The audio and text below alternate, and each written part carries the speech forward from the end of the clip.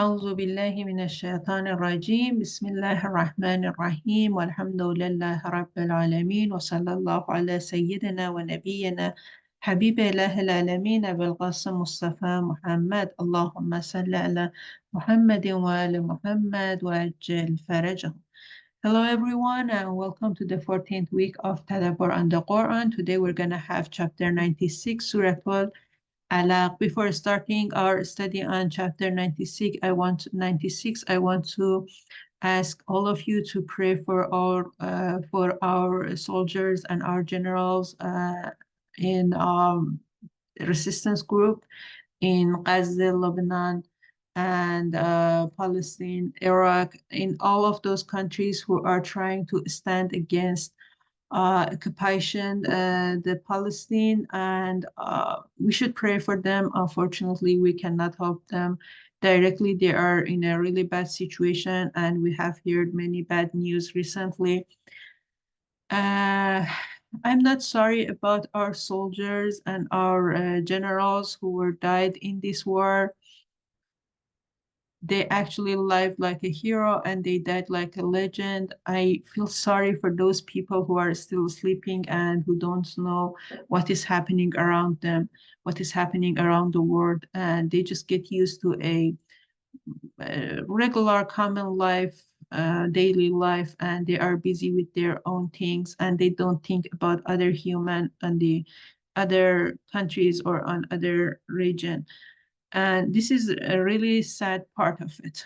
This is the most sad part of it. Those people who are dying for in the path of God, they actually won everything. They will be rewarded on the other life, and I am not worried about them. I am mostly worried and sad about those people who are still sleeping and they don't want to see the truth. We should pray and we should help them. We should try to tell other people about what is happening, and we have to try to aware people. Let's get to start our reading in Surah Al-Alaq. Surah Al-Alaq, as you know, this is the first chapter that was sent down to the Prophet Muhammad sallallahu alaihi wasallam at the beginning of his prophecy. Based on some historical document, verses 1 to 5 were the first verses that were sent down to the Prophet. And based on other Islamic document, it says that verses 1 to 8 were the first verses which were sent down to the Prophet. Anyway, we can based on the concept that it's in the verses 1 to 8 and the currency that it's in these verses, we can say that verses 1 to 8 are those first verses that were sent down to the Prophet Muhammad sallallahu alaihi wasallam. And then the rest of it were sent down. I will show you why the rest of it was sent down after the verses 1 to 8. But this is the first chapter that was sent down to the Prophet. And then I think Surah Al-Muzammil is the second chapter that was sent down to the Prophet. The order that we have now in the Quran, chapter 1 to 114, those are not in the same order that was sent down the chapters. The chapters was sent down in another order. But then after having all of those chapters, God told the Prophet to put them in a specific order from Surah Al-Fatiha as the first chapter, Surah Al-Baqarah, the second chapter, to the 114th chapter in this order that we have it now. But the chapter was not sent down in this order, okay? So let's start reading Surah Al-Alaq. I believe that it has one paragraph. And this one paragraph had three sections. It has three sections. I will show you why three sections and what are those three sections. Bismillah ar-Rahman ar-Rahim. Iqra' bismi rabbika alladhi khalaq. It's talking to the Prophet and it's telling the Prophet, O Muhammad sallallahu alayhi wa sallam, recite in the name of your Lord who created.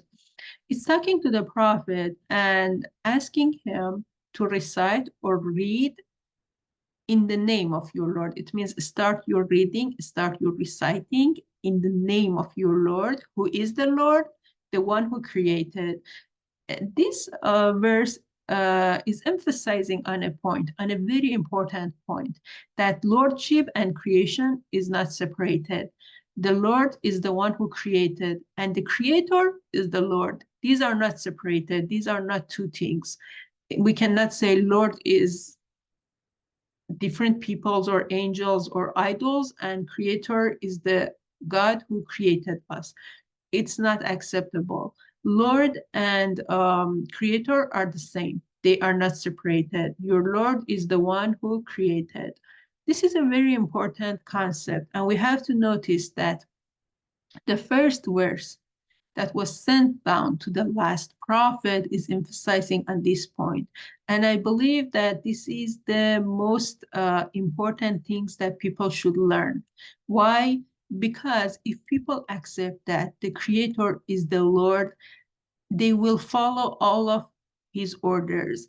The problem is people believe that God created them, and then managing and lordship and controlling the different aspect of their life is on under other people or angels or like idols and stuff like that.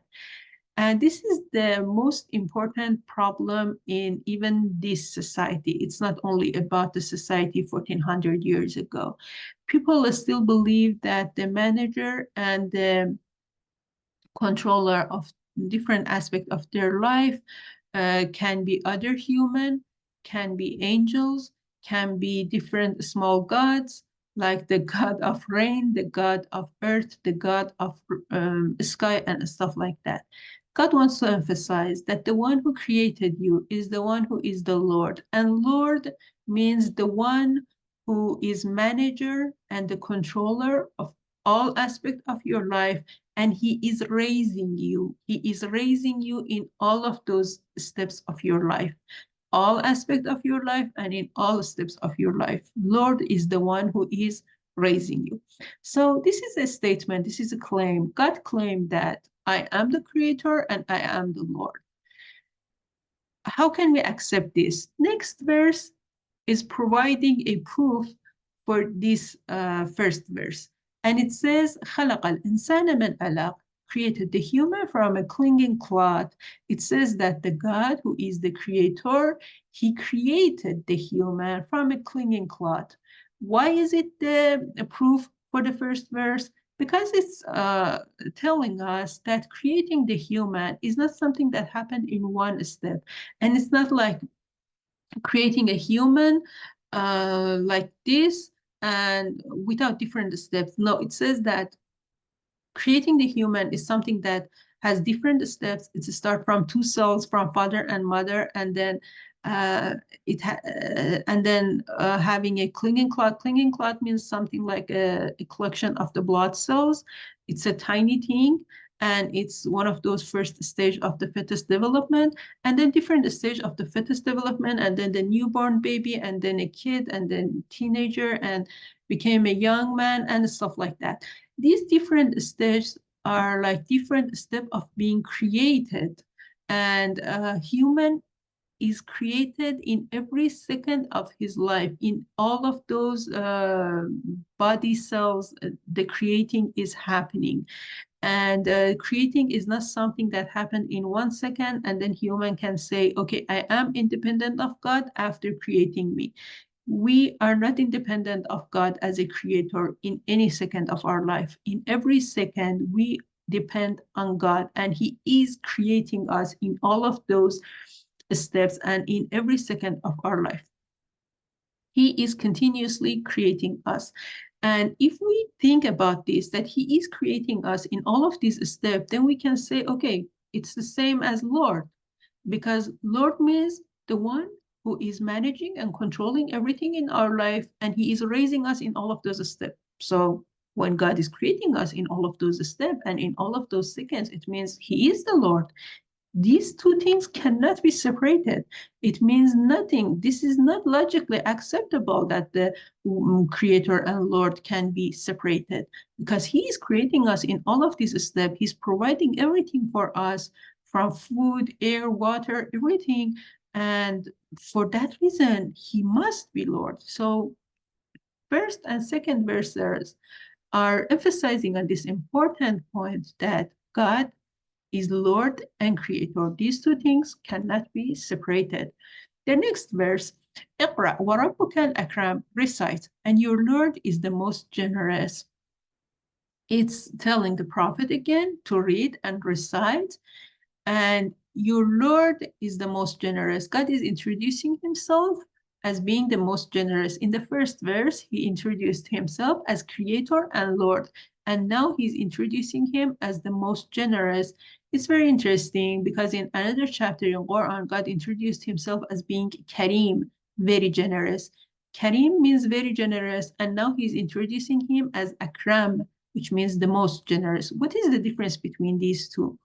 And another chapter of Quran, when God said Kareem, then he described himself as a creator who created the physical body.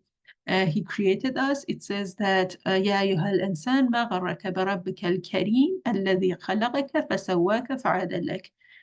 God, as being Kareem, is the one who created you and then proportioned you and then made you balanced with your environment, with the air, with water, with food, with all of those things that he provided for you. It's actually talking about the physical aspect of creation. But here, when it says, I am the most generous, then it says, الذي علم بالقلم. The most generous is the one who taught you by the pen, who taught by the revelation pen. It means God is the most generous when he is teacher, when he is teaching you by the revelation pen. So we learned here that God is very generous when he created the physical body, but when he is very generous, why not be the most generous? Because he is God. He has to have all of those values in the highest level. If he is very generous, why not be the most generous? He created us, he is very generous, but then he wants to teach us by the revelation pen, so he is the most generous. He is the most generous, and he is the one who taught by the pen. بالقلم, or the pen here, means the revelation pen. It means God sent down all of those divine verses, chapters, prophets to teach people. Why do we need someone to teach us? We are scientists, we are wise, we can think about the stuff, we can solve problems. We don't need teacher. It says, علم الإنسان ما لم يعلم, taught the human that which he know not. We as human have some capabilities. We can study the nature. We can find out the physical laws, physics, chemistry, mathematics. We can teach. We can actually understand this kind of sciences, but there are many things that we cannot understand. We cannot figure it out about many things, many aspects of our life, many things about our soul, about resurrection, about many of these things. We cannot understand it with our limited abilities, with our capabilities. And we need someone to teach those aspects of our life. As we can understand nature and we can figure out the actually natural phenomena and stuff like that, we have to notice that even those abilities, God gave it to us. And God actually let us to study study the nature, sorry, and learn about those stuff. But there are other things, there are many, many, many things that we cannot understand it. We are not capable of understand and discover those areas, and we need teacher to tell us about those things. So verses 1 to 5, I believe this is the first section of this chapter. It's generally telling us that God is first creator, he is creator. Second, he is Lord or manager or controller of all aspects of our life, and he is raising us in all of aspects of our life. Third, he is teacher. So he is creator, Lord, and teacher. And we have to accept this stuff, all of these things. The problem is many people accept God as being creator, and that's it. They don't accept him as a Lord or teacher. But God wants to emphasize in this section, verses 1 to 5, that I am the Lord and the manager and the controller and the teacher, and you have to listen to me.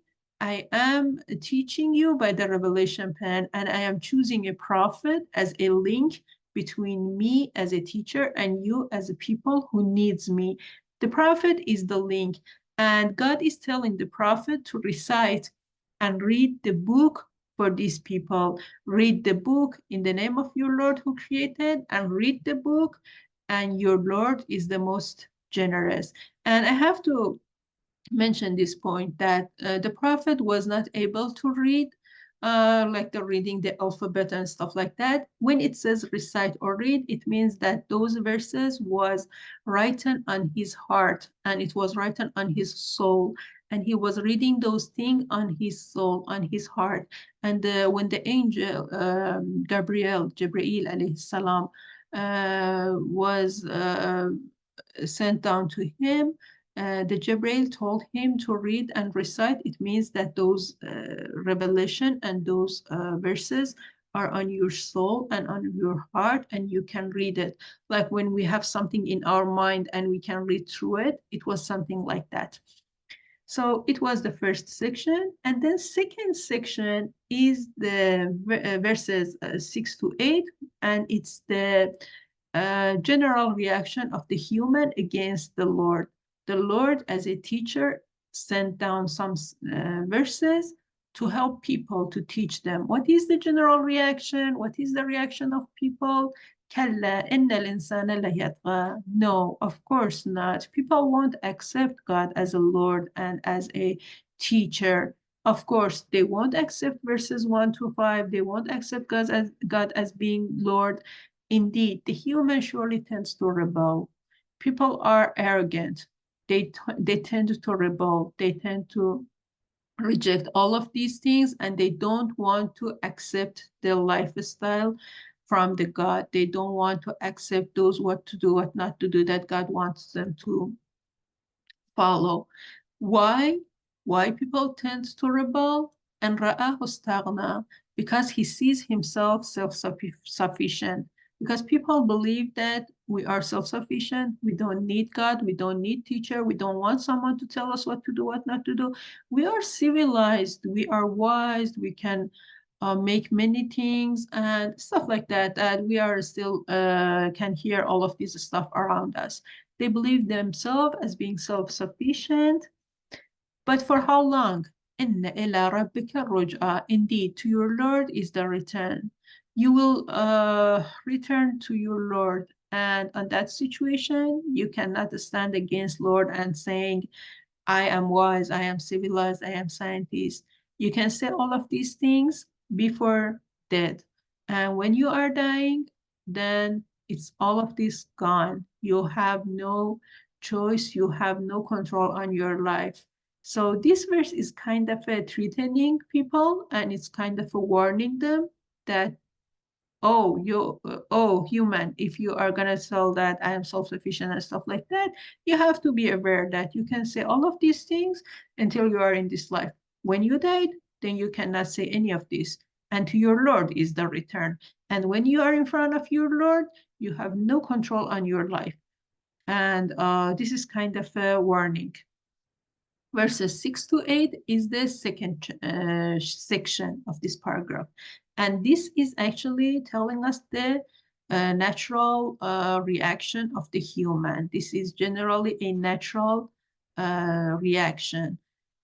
And verses 9 to 19, these are actually the third section.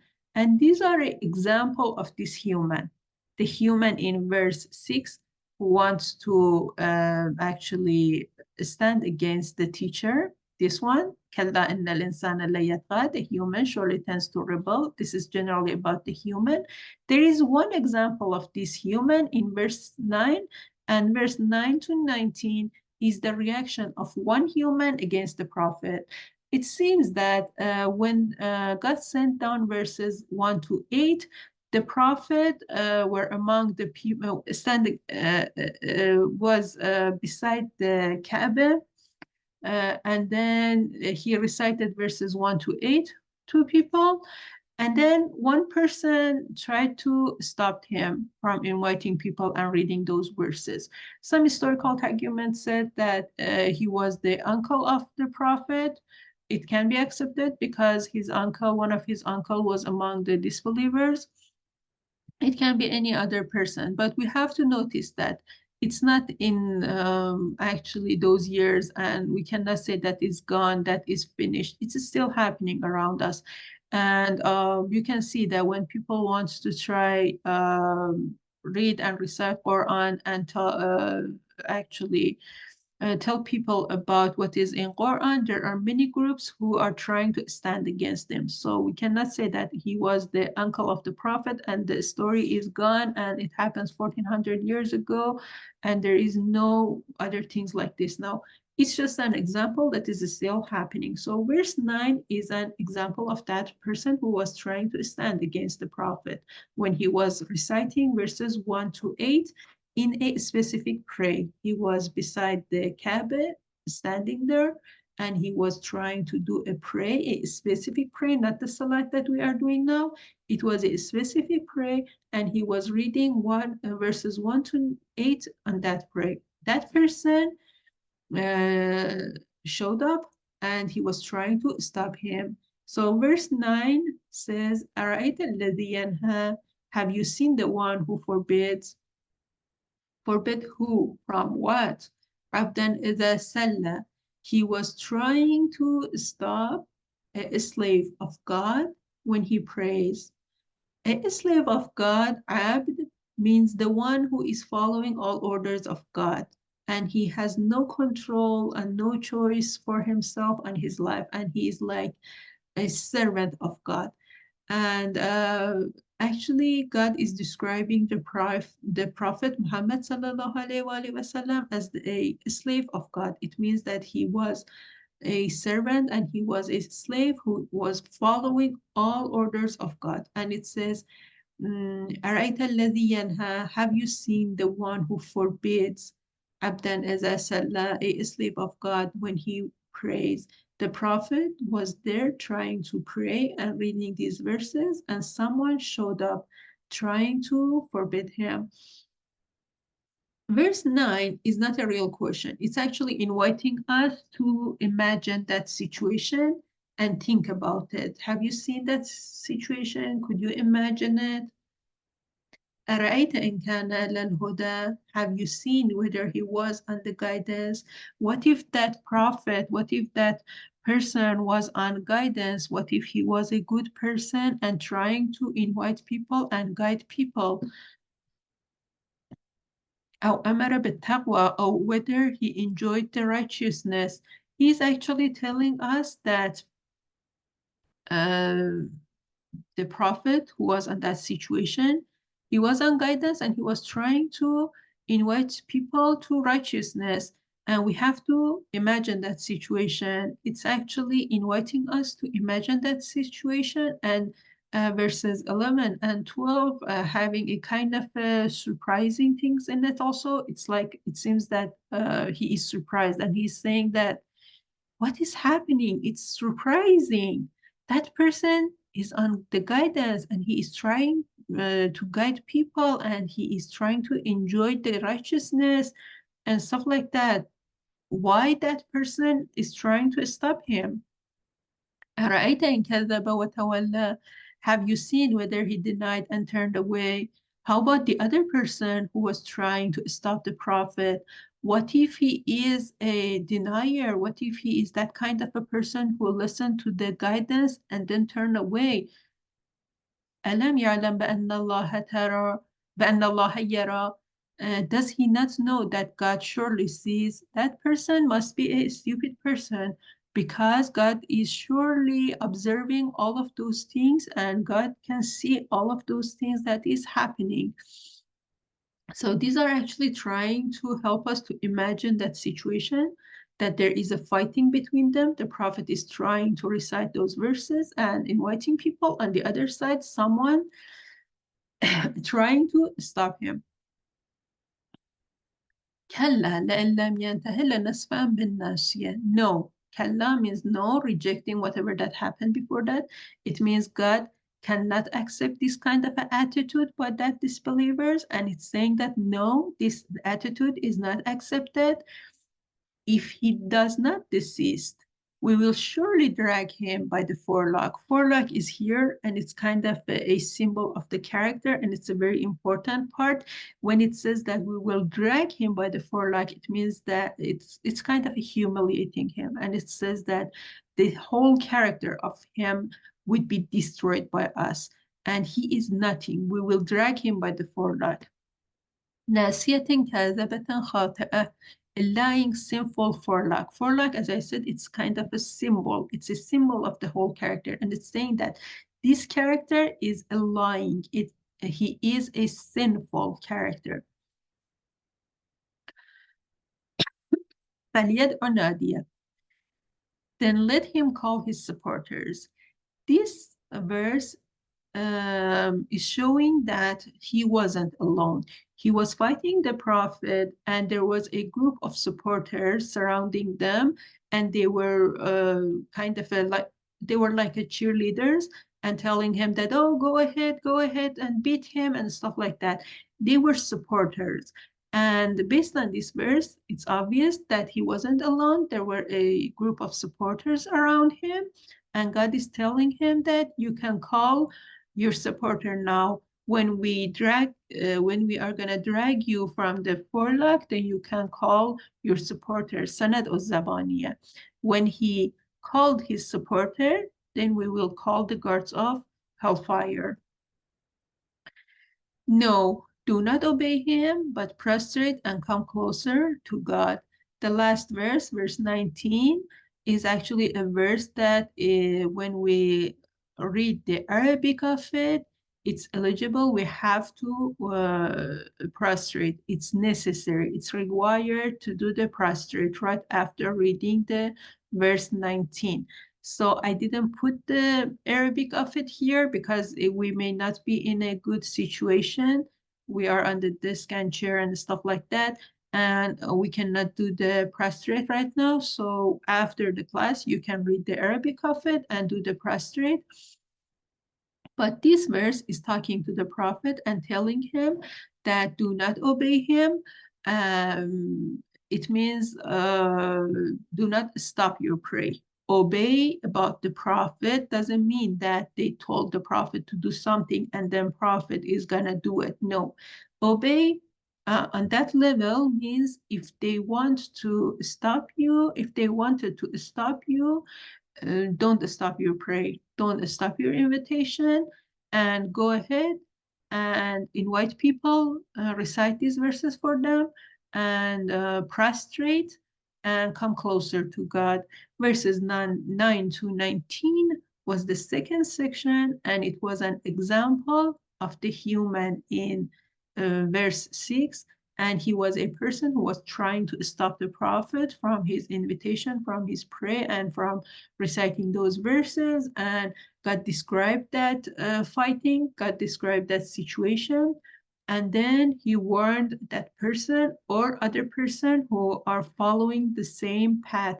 God warned them that if they don't stop it, I will drag them by the forelock. It means I will humiliate them and that I will destroy their character.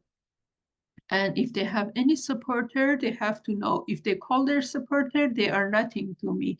I can call the guards of hellfire. Based on reading these chapters, which had three sections, sorry, this chapter had has one paragraph, and that one paragraph has three sections.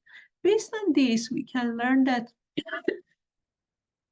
human needs a teacher, and God is that teacher because God created us and he is the Lord and he knows everything about all aspects of our life. So he is the one who is desired to be our teacher.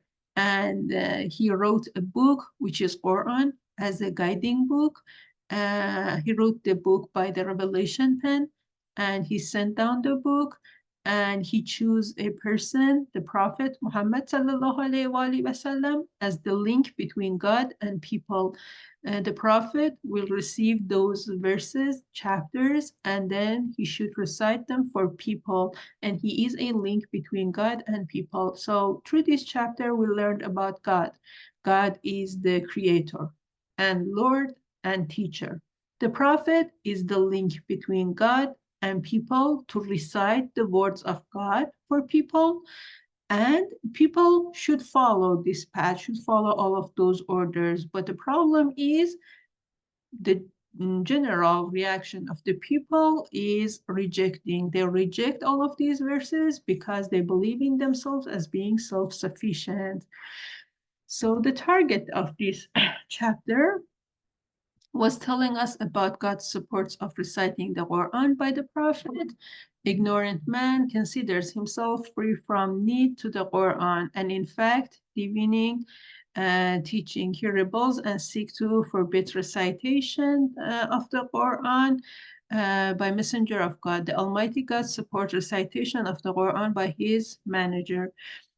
So this was actually this chapter of Surah Al-Alaq, which was the first chapter that got sent down. And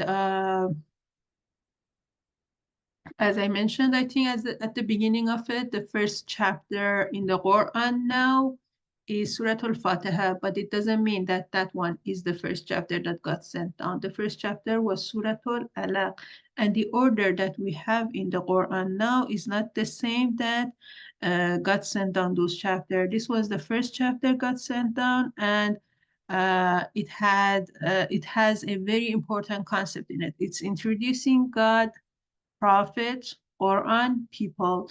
And we need Quran because it's a guidebook, because it's the book that God wrote it for us, because there are many things that we cannot know it, we cannot understand about those things without God's help. And God is a teacher, and we have to accept him as a teacher, and we have to believe that there are many things that we need to learn from him. We need to learn from this Quran, and we need to follow all of those orders in Quran. Thank you so much for being with us. I hope to see all of you again next week. Have a nice day and nice night. Thank you so much. Bye.